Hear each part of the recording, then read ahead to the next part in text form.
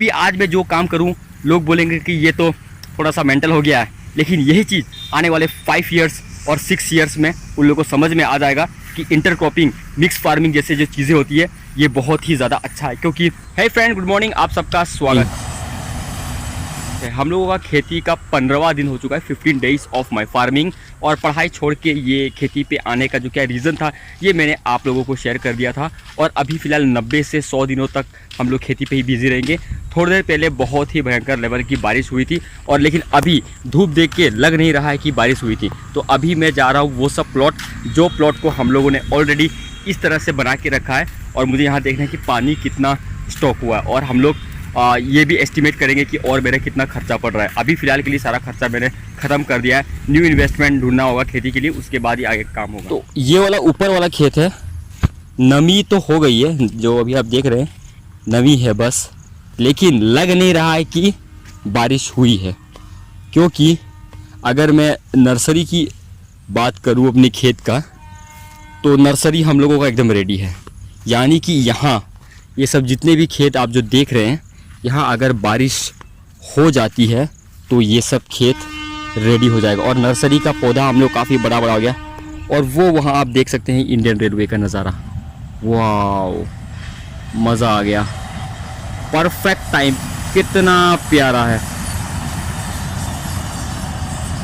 मज़ा आ गया देख के, कितना प्यारा लग रहा है। देखो बारिश तो होती है यहाँ, भयंकर लेवल की बारिश हुई थी अभी, लेकिन वो बारिश का पानी टिक नहीं पा रहा। जैसे कि यहाँ आप यहाँ देख रहे हैं, अगर जब तक बारिश का पानी टिकता नहीं है तब तक हम लोग खेती का नेक्स्ट प्रोसेस कर नहीं सकते हैं। और मेरा नर्सरी का ये जो पौधा है ना, ये बहुत ही बड़ा हो रहा है। और ये कुछ दिन पहले जब बारिश नहीं हो रही थी तो ये थोड़ा सा येलोविश हो गया था, लेकिन जैसे ही वर्षा हुई तो ये फिर से वो ग्रीन हो गया।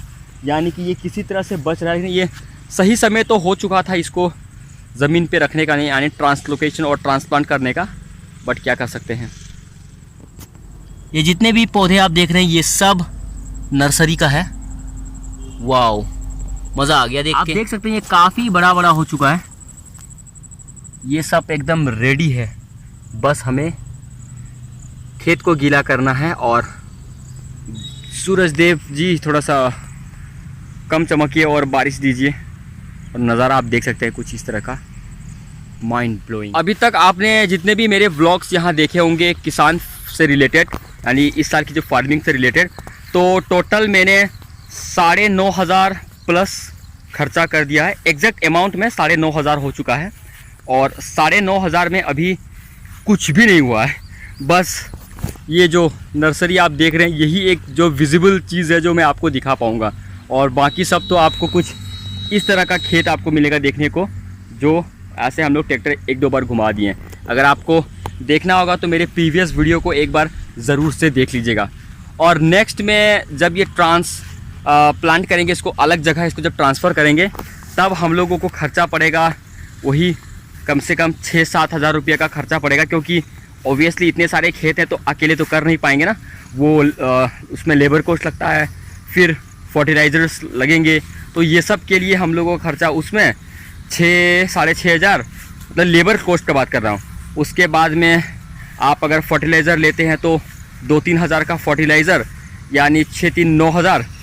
उसके बाद में 1,000 का 1-2 हज़ार का मे बी अगर इमरजेंसी में रखना पड़ता है। क्योंकि जैसे ही खेत में हम लोग उसको ट्रांसप्लांट करेंगे तो वो जो साइड सब आप देखते हैं ना, उसको फिर एक आदमी, एक लेबर लगा के उसको साफ़ करना पड़ता है, तब जाके आपका खेत सब एकदम स्क्वायर दिखेगा। तो ये भी करना पड़ता है। यानी टोटल अभी हम लोगों को 10-15 हज़ार का खर्चा है। ये बहुत जल्द, जैसे अगर बारिश अगर अभी हो गई तो सोचिए कि वो खर्चा कल से शुरू हो जाएगा। और फिलहाल अभी बारिश नहीं हो रही है तो अभी खर्चा वो भी हम लोगों का होल्ड पे रुका हुआ है। तो कुछ इस तरह से है फार्मिंग। यानी अप्रोक्सीमेटली अगर मैंने पूरा अभी जोड़ के निकाला पूरा, तो आपको मैं एग्जैक्ट अमाउंट तो अभी बोल ही पाऊँगा, लेकिन जो मैंने जोड़ा उसमें मुझे एक साल की खेती में 40,000-45,000 रुपीज़ का खर्चा पड़ रहा है। और 40,000-45,000 रुपीज़ का जब खर्चा होती है, और उसको हम लोग जब सब चीज़ कैलकुलेट करते हैं, धान वगैरह जो भी धान हुआ, मकई हुआ, लाहर का दाल हुआ, तो ये सब मिला के हम लोगों का 70-75-80 का अमाउंट का सामान आ जाता है, क्योंकि बहुत ऐसा सामान है जो हम लोग सेल नहीं करते। जैसे कि दाल जो हुआ वो साल भर खाने के लिए हम लोग उसको रख लेते हैं, और चावल हुआ उसको भी 1 साल तक खाने का हम लोग उसको रख लेते हैं, उसको हम लोग सेल नहीं करते। जो एक्स्ट्रा होता है, जो खाने का छोड़ के 1 साल का छोड़ के जो बचता है, उसी को हम लोग सेल करते हैं, और उसका अमाउंट हम लोग देखेंगे तो ज़्यादा नहीं होता है, 30-35 हज़ार का ही धान हम लोग बेचते हैं। हाँ, लेकिन आपको यहाँ भी ये भी नोट करना होगा कि जब मैंने 40-45,000 का इन्वेस्ट किया और 30-35 का बेच रहा हूँ, तो फ़ायदा कहाँ हुआ? तो फ़ायदा मैं आपको जो यहाँ का जो टर्म्स है उस हिसाब से आपको बताना चाहता हूँ। एक तो कि आपका खेत आपने उसको देख रेख कर लिया, खेती भी हो गया, और दूसरा कि साल भर का चावल दाल ये सब चीज़ आपका हो गया। आपको वो सब चीज़ बाहर से ख़रीदने की ज़रूरत भी नहीं है।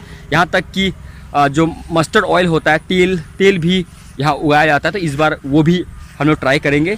तो चावल, दाल, तेल, आलू, लहसुन, प्याज और सब्जी, ये सब चीज़ को इस बार उगाना है। तो अगर आप इन टर्म्स ऑफ पैसा अगर ये सब को कैलकुलेट करेंगे तो आप समझ ही सकते हैं कि मतलब कुछ ऐसे चीज़ होते हैं जिसको हम लोग डिफ़ाइन नहीं कर पा रहा हूँ। मतलब मैं डिफ़ाइन नहीं, क्योंकि साल भर आप वो खा रहे हो फ्री में, और आपका बस मेहनत है, आप उसमें खेती किए और उसको साल भर खा रहे। आपको कहीं बाहर से ख़रीदने की ज़रूरत नहीं है, आपने जो भी उगाया घर का और वो सब आपने खाया। और सबसे अच्छी बात होती है ये सब चीज़ का कि हेल्दी होता है बहुत, मतलब एकदम ऑर्गेनिक होता है। जैसे कि सब्ज़ी जो उगती है वो प्योर ऑर्गेनिक होता है, उसमें कुछ नहीं पड़ता है, क्योंकि उसमें जो है फर्टिलाइज़र जो होता है, गाय का जो गोबर होता है पुराना वाला, मतलब 1-2 साल पुराना वाला, तो वो सब हम लोग यूज़ करते हैं कुछ इस तरह से।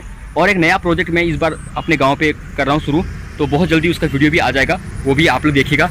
और मैं चाहता हूँ कि यहाँ के जो फार्मर्स हैं मुझको देख के अपनी इनकम को डबल करे। तो खेती जो है ये ट्रेडिशनल है, आलू लगाना ये सब चीज़ है थोड़ा सा ट्रेडिशनल है, ये सारे लोग करते हैं। लेकिन इस बार मैंने क्या ट्राई किया है कि एक प्लॉट मैंने खाली रखा है, वो आपको मैं अपकमिंग वीडियोस में शो कर दूंगा कि उसमें मुझे क्या करना है। और अगर ऐसा कुछ किसान अगर करते हैं, 1-2 प्लॉट साइड में रख के अपना काम करते हैं, तो कहीं ना कहीं उन लोगों का एक जो हर महीना पैसा आने का जो इनकम का जो सोर्स है वो उसका किसान के खेत से हो जाएगा।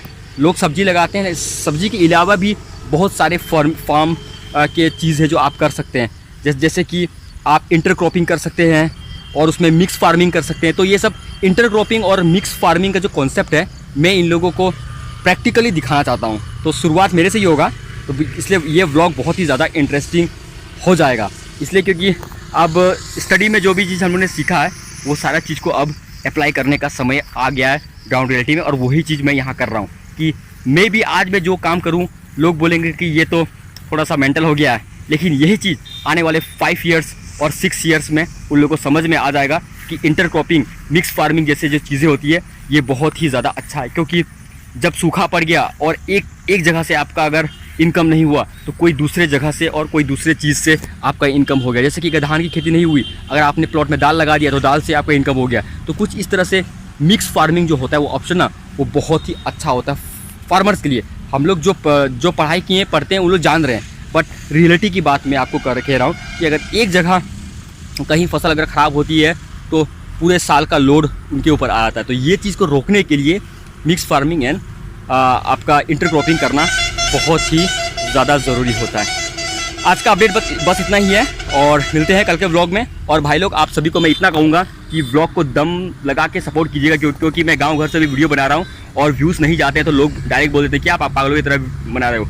अगर आप लोग इसको देखोगे, व्यूज़ जाएगी तो लोग ये सब चीज़ फार्मिंग को वीडियो को देख के इंस्पायर होंगे। बहुत सारे यूथ को इस तरह की इंस्पिरेशन की ज़रूरत है। मैं ये नहीं बोल रहा हूँ कि आपको फार्मिंग ही करना है, आप कुछ और भी कर सकते हैं। अगर आपको जॉब फाइनली कोई जॉब नहीं मिला तो आप कोई और भी चीज़ कर सकते हैं। There are 100 ways from which you can earn money. तो ये कॉन्सेप्ट लेके मैं ये व्लॉगिंग को स्टार्ट कर रहा हूँ कि बहुत सारे लोग ऐसे होते हैं कि एग्ज़ाम अगर क्रैक नहीं कर पाते तो कहीं ना कहीं डिप्रेशन में उन लोग अपना लाइफ को स्पेंड करते हैं, लोगों से बात नहीं कर पाते हैं। लेकिन ऐसा गलत है। अगर आपका एग्ज़ाम कहीं नहीं निकला तो कोई दिक्कत नहीं है, आपके पास हमेशा एक विकल्प रहता है, एक ऑप्शन रहता है। उस ऑप्शन को ढूंढिए, उस ऑप्शन को एनालाइज कीजिए और उस काम में आप लग जाइए। देखिएगा सक्सेस आपको मिलना तय है। सबका अपना डेस्टिनी और फ्यूचर डिसाइडेड भी होता है, ये बात आपको मानना पड़ेगा। ऊपर वाले की जो इच्छा होती है वही होता है। इसलिए आपको समय रहते वो चीज़ को पकड़ना है कि आप किस चीज़ के लिए बने हो सकता है एक आप एक ऑफिसर के लिए बने हो, एक सिविल सर्वेंट के लिए बने हो, या तो एक जॉब गवर्नमेंट एम्प्लॉय के लिए बने हो, या तो एक अच्छा मल्टीनेशनल किसान के रूप में भी आप उभर सकते हो। तो ये सब आपके सोचने पे, नज़रिए पे है। मिलते हैं कल के व्लॉग में। और मेरा नज़ारा आप देख सकते हैं, एक बार मैं आपको दिखाता हूँ। तो कुछ इस तरह का हम लोगों का फील्ड का नज़ारा है अभी फिलहाल, सूखा सूखा। जय हिंद, जय भारत।